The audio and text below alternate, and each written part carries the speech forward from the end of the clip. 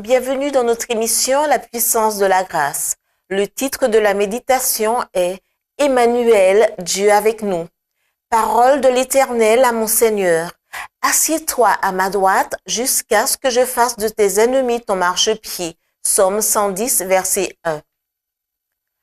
L'amour du Père en faveur d'une race déchue est insondable, indescriptible et ne supporte aucune comparaison.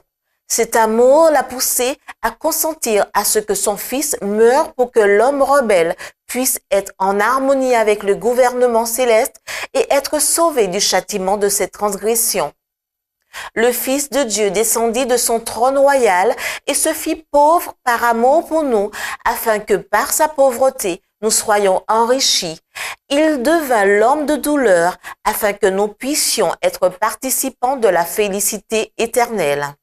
Le Seigneur a consenti à ce que son Fils, plein de grâce et de vérité, se sépare d'un monde à la gloire ineffable pour habiter dans un monde souillé et corrompu par le péché, assombri par l'ombre de la mort et de la malédiction. Dès lors que Jésus est venu habiter parmi nous, nous savons que Dieu connaît nos épreuves et compatit à nos souffrances. Tout fils, toute fille d'Adam est à même de comprendre que notre Créateur est l'ami des pécheurs, car en toute doctrine de grâce, en toute promesse de joie, en tout acte d'amour, dans tout ce qui nous attire, quand nous méditons sur la vie terrestre du Sauveur, nous voyons Dieu avec nous. Psaume 1, Matthieu 1, verset 23. Par son humanité, le Christ est venu en contact avec l'humanité. Par sa divinité, il saisit le trône de Dieu. En tant que Fils de l'homme, il nous a donné un exemple d'obéissance. L'enfant de Bethléem, le doux et humble Sauveur, était Dieu manifesté en chair. 1 Timothée 3, verset 16. Dieu avec nous. Ainsi, notre délivrance du péché est rendue certaine. Le pouvoir d'obéir à la loi du ciel nous est assuré.